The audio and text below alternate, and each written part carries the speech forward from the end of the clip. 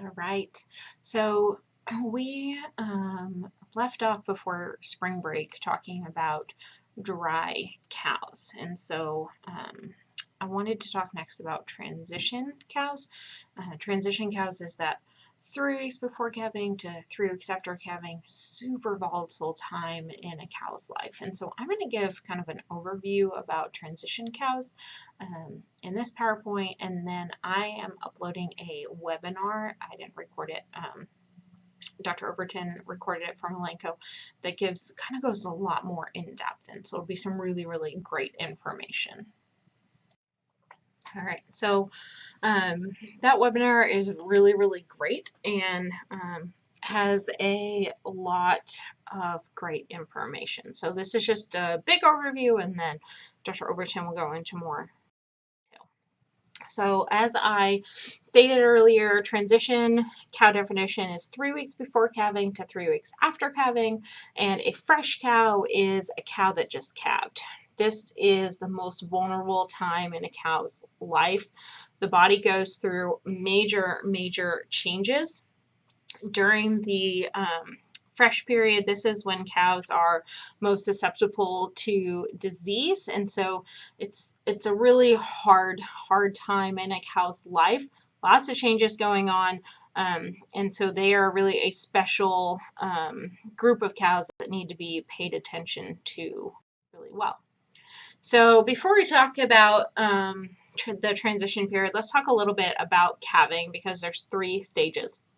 So stage 1, the cervix is closed. The cow has not had the calf yet, but she's probably in the beginning stages of labor. And then stage 2, the calf is actively getting expelled from the cow, and the calf is born. And then stage 3 is when she expels the placenta. And so I'm going to post this YouTube video online for any of you that have never seen a cow calving. This is a good video for you all to watch. So dystocia is difficulty calving. That's just the simple term. And dystocia can lead to a lot of major health diseases if a cow has difficulty calving. And so there are scoring systems, which you can see in that left-hand corner. A lot of times people don't report dystocia, but there is a scoring system through 1 through 5. 1, a cow has no problem. She has the calf on her own, and a 5 is when we have to call a veterinarian out and we have a cesarean section. So those are pretty subjective depending on the person that is working in the maternity area.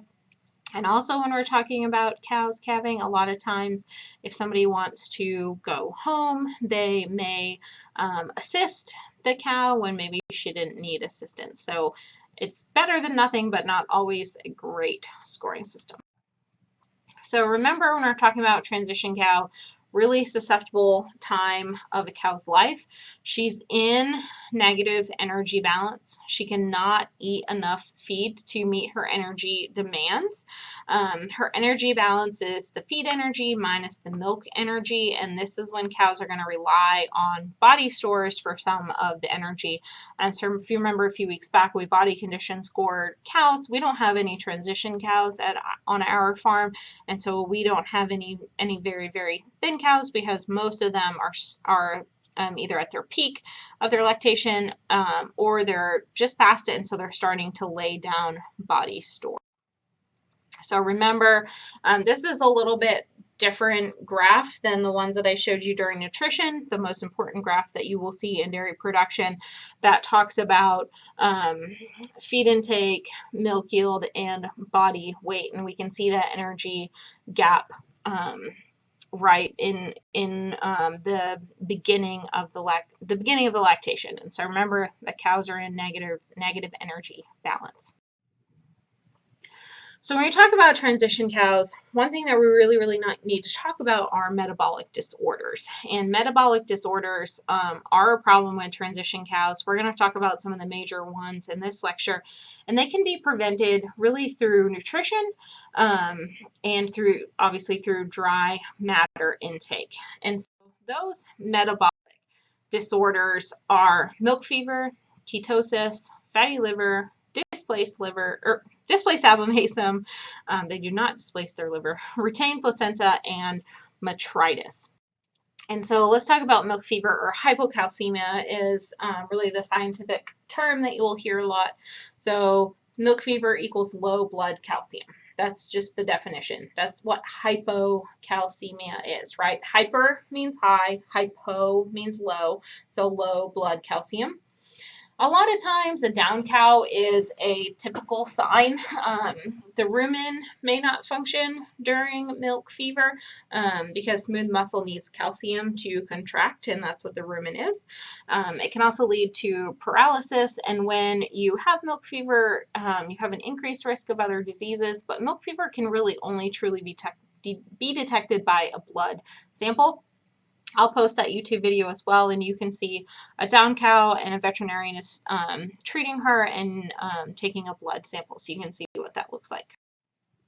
Ketosis, or hyperketonemia, so hyper, remember, high, high ketonemia. So ketosis occurs when cows are in a negative energy balance. So when cows mobilize fat, when in a negative energy balance, ketone bodies are a byproduct of that mobilization. And so you have looked at ketones before. You may not have known them, but if you've taken any chemistries, you have seen them. And so what happens is cows cannot utilize all these ketones, and so they build up in the body. And that video, again, a YouTube video that is going to talk about ketosis.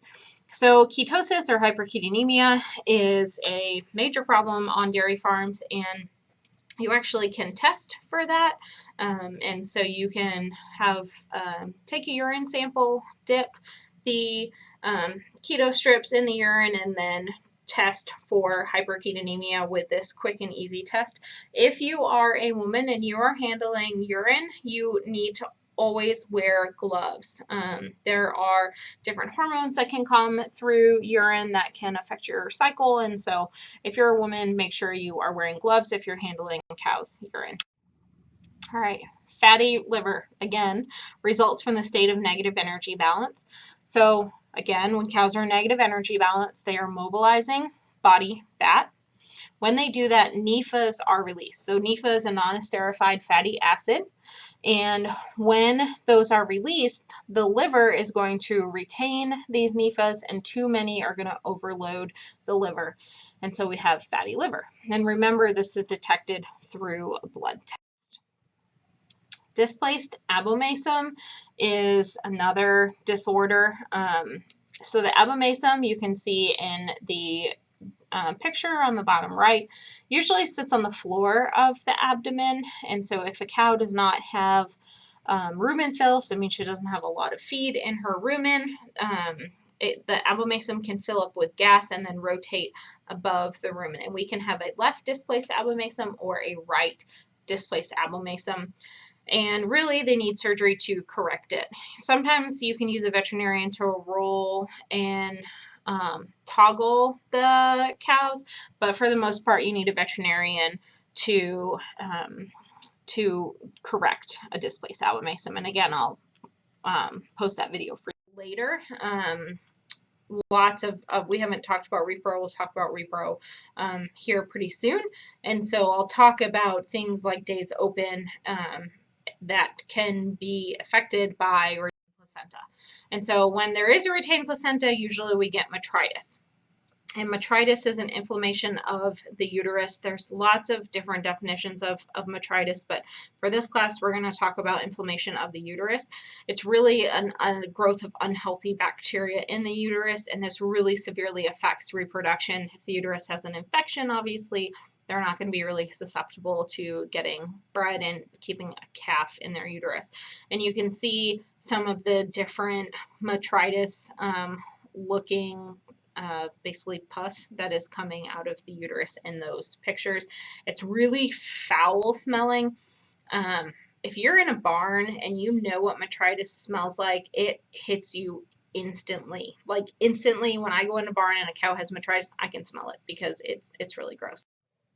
So all of those disorders really come down to nutrition, and dry matter intake is the most important aspect when we're talking about transition cows. And so dry matter, obviously, if you've had nutrition, you know it's just the part of the feedstuffs left over when water is removed. And you can see here how many pounds of dry matter each cow should eat to hopefully prevent these metabolic disorders. So one thing that can be kind of difficult with these metabolic disorders is that they are all interrelated and they all start with low dry matter intake. So if we have low dry matter intake, we're going to have poor immune function, which is going to lead to mastitis or metritis. If we have low dry matter intake, we're going to have more fat mobilization, which is going to lead to things like fatty liver, ketosis, which is going to lead to impaired liver function. If we have low dry matter intake, that's going to have us have an empty rumen, which is going to lead us to a displaced abomasum. And so you can see how they are all interrelated. And the only way to really prevent these disorder is to maintain rumen fill. So we want to make sure that we have enough feed at the bunk space. That our stocking density is not over capacity. When we're talking about transition cows, it's actually lower than when we're talking about lactating cows. We're at only 80 to 85% capacity, and then our bunk space is actually larger. If you go back and look at the housing lecture, you will see the different bunk spaces. And so transition cows, dry cows and transition cows is larger. We want to prevent heat stress, and all of this is just to make sure that we can get cows eating, keep them eating, and keep them ruminating. All right, so I am going to post the webinar also so that you all will have that. Please go ahead and watch that. Dr. Overton is great, and you will learn a lot for him. I did have some questions about a DCAD diet. That is a specific way to feed dry cows to help prevent disorders like milk fever. And so I am also going to post an article about DCAD. That's definitely worth you looking at because it's really interesting information. All right. I hope that you all are safe and enjoying hopefully some online lectures. I'll talk to you later. Bye.